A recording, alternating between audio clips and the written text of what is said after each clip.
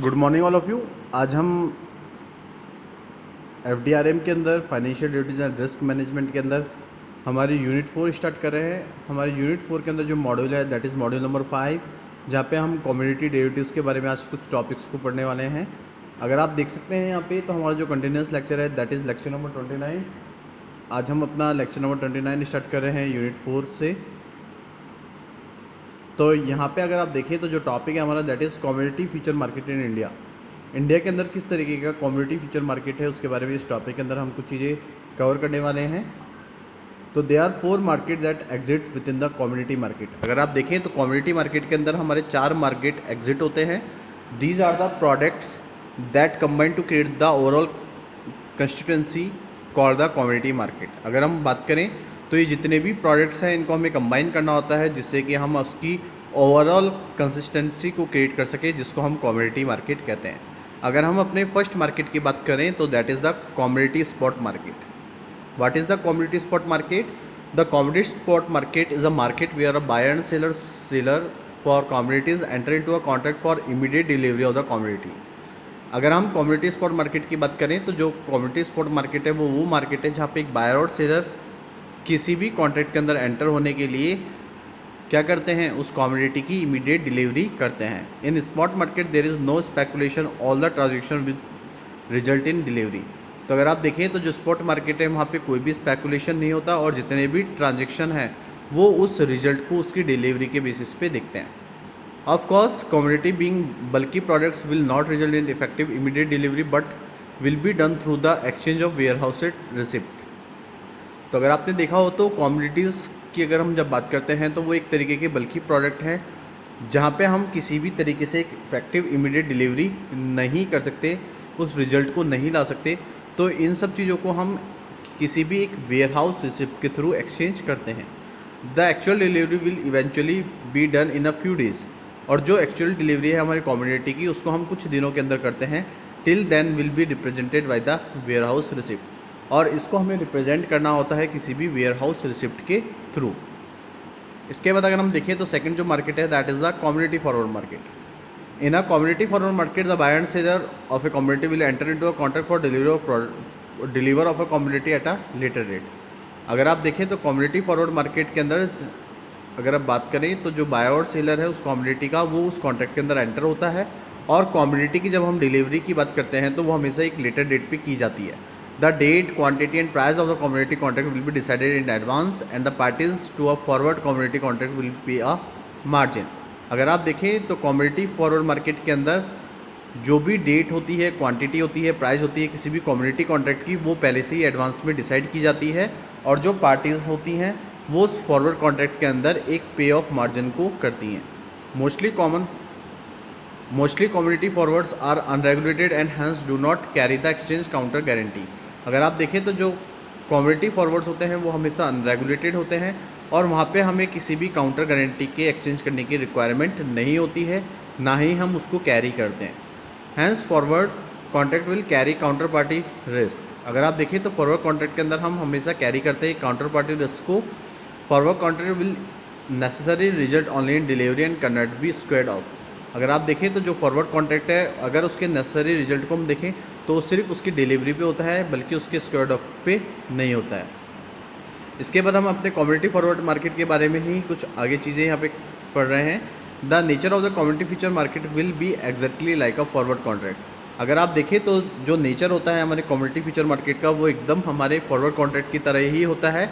तो उस सेंस में अगर हम देखें तो it will entail delivery of the community at the future date. तो यहाँ पे हम जो भी कम्युनिटी की डिलीवरी कर रहे हैं वो हमेशा एक फ्यूचर डेट पे की जाती है, but at the price date and the time decided today. लेकिन जो भी प्राइस होती है कम्युनिटी की डेट, जो डिलीवरी डेट होती है, जो भी टाइम होता है उसको हम आज के दिन ही डिसाइड कर लेते हैं। Community future market are traded on the recognize exchange like MCX और NCDEX। अगर आप देखें तो जो कम्युनिटी फ्यूचर कॉन्ट्रैक्ट है उनको ट्रेड किया जाता है एक रिकॉग्नाइज एक्सचेंज के थ्रू, जैसे कि हमारे मल्टी कम्युनिटी एक्सचेंज और नेशनल कम्युनिटी एक्सचेंज से की जाती है।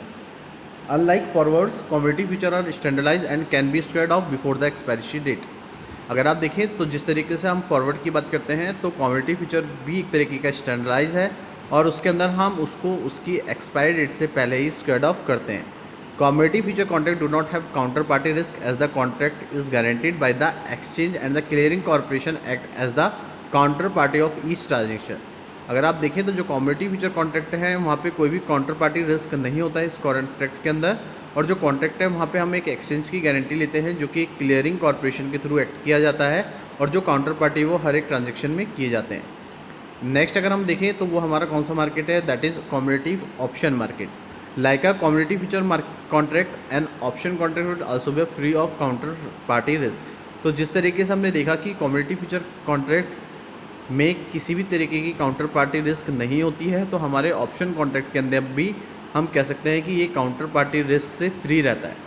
Option on commodities are yet to be introduced but have been approved. अगर आप देखें तो जो ऑप्शन हैं हमारे कमोडिटीज़ के, उनको इंट्रोड्यूस किया जाता है और उसको अप्रूव भी किया जाता है। तो ये option buyer will have a limited risk to extend of the premium paid, whereas the option seller will be have a limited profit to extend of the option premium receive. अगर आप देखें तो जो ऑप्शन बायर होगा उसके पास एक limited risk होगी, जहाँ पे वो अपने प्रीमियम जो भी पेंट कर रहा है उसको एक्सटेंड करेगा। अगर हम ऑप्शन सेलर की बात करें तो उसके पास भी एक लिमिटेड प्रॉफिट होता है और उसको वो एक्सटेंड करता है जब वो उस ऑप्शन प्रीमियम को रिसीव कर लेता है। Commodity option will be lead to development into futures. अगर आप देखें तो जो कमोडिटी ऑप्शंस हैं उनकी अगर हम लीड देखें तो वो हमेशा फ्यूचर के डेवलपमेंट के बेसिस पे होती है। तो ये commodity call option will B devolve into a long future of position. तो जो भी हमारे कमोडिटी कॉल ऑप्शन होते हैं उनको हमेशा डिवॉल्व किया जाता है एक लॉन्ग फ्यूचर ऑफ पोजीशन के अंदर, बल्कि अगर हम कमोडिटी पुट ऑप्शन की बात करें तो वो हमेशा डिवॉल्व होती है किसी भी शॉर्ट फ्यूचर पोजीशन के अंदर। इसके बाद हम बात कर रहे हैं नेक्स्ट टॉपिक की, that is the despairing a commodity future contract. Let us understand the commodity future contract through a live example. यहाँ पर अगर हम देखें तो कमोडिटी फ्यूचर कॉन्ट्रैक्ट को हम एक लाइव एग्जांपल से यहाँ पे समझ रहे हैं। There is a cotton farmer who want to insure that he gets a good price per bale of the cotton and the price does not fall below a certain level. कि अगर आप देखें तो एक कॉटन फार्मर जो कि ये ensure कर रहा है कि जो भी उसके कॉटन की जो प्राइस है पर बैरल वो बहुत अच्छी है और वो एक सर्टेन लेवल से कम नहीं होगी। On the other hand there is a spinning mill owner that buys cotton from the farmer and want to insure that the price of the cotton does not rise above a certain level. और दूसरे अगर side पर हम देखें तो वहाँ पे हमारा एक स्पिनिंग मिल ऑनर है जो कि कॉटन फार्मर से कॉटन खरीद रहा है और वो इंश्योर कर रहा है कि जो प्राइस है कॉटन की वो एक सर्टेन लेवल से ज़्यादा नहीं होगी।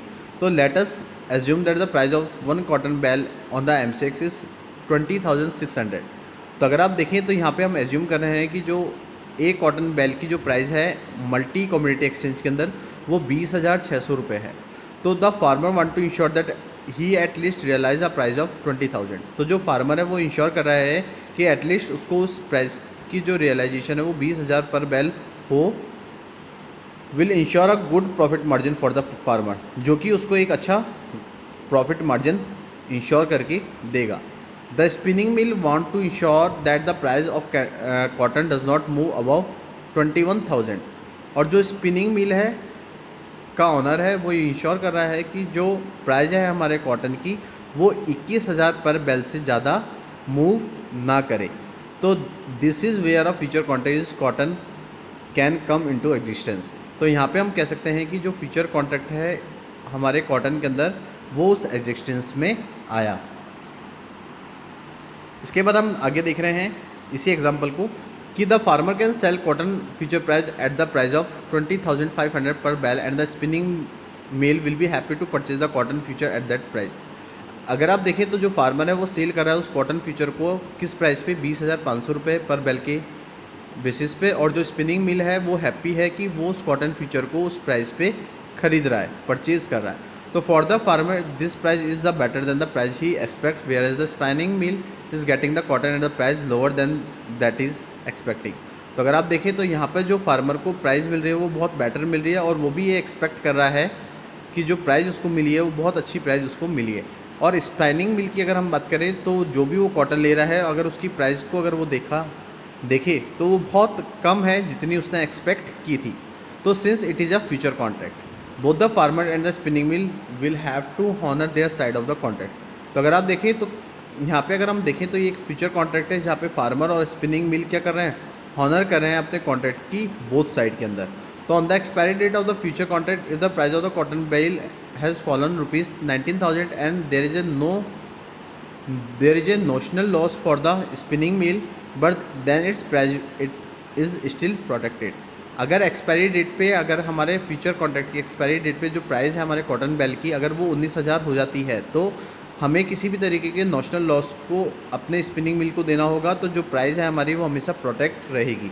तो similarly on the expiry date of the future contract if the price of the cotton bale has risen to 22,000 then the farmer will incur a notional loss but then he is still protected. अगर हमारे future contract के expiry date पे जो price है हमारे cotton bell की अगर वो 22,000 रुपये राइज हो जाती है तो फार्मर हमेशा उस नोशनल लॉस को इंकर करेगा जिससे कि वो अपने आप को प्रोटेक्ट कर सके। तो both the farmer and the spinning mill have use the future for hedging their risk and not to make speculative profit. तो अगर आप देखें तो यहाँ पे फार्मर और जो स्पिनिंग मिल ऑनर है वो एक फ्यूचर को यूज़ कर रहा है जिससे कि वो उस रिस्क के रिगार्डिंग हेजिंग कर सके और वो किसी भी तरीके के स्पेकुलेटिव प्रॉफिट को नहीं ले रहा। तो who are the players in the commodity future and commodity option market while the contract in commodity future and option are fairly standardized, there are three broad kind of players who are active in the commodity market। अगर हम देखें तो कौन player ऐसे हैं जो कि commodity future और कमोडिटी ऑप्शन मार्केट के अंदर डील करते हैं। तो अगर हम देखें तो किसी भी कॉन्ट्रैक्ट के अंदर अगर हम देखें किसी भी कमोडिटी फ्यूचर या ऑप्शन के अंदर तो वो हमेशा फेयरली स्टैंडर्डाइज होता है। और अगर हम देखें तो उसमें 3 ब्रॉड काइंड ऑफ प्लेयर्स होते हैं जो कि इस कमोडिटी मार्केट में एक्टिव होते हैं। अगर हम उनकी बात करें तो वो हमारे हेजर्स होते हैं, आर्बिट्रेजर्स होते हैं और स्पेकुलेटर्स होते हैं जो कि एक एक्टिव पार्टिसिपेंट्स होते हैं हमारे इन कमोडिटी मार्केट के। तो आज का जो हमारा टॉपिक है यहाँ पे कंप्लीट होता है। आज के लिए इतना ही। Thank you so much and have a nice day.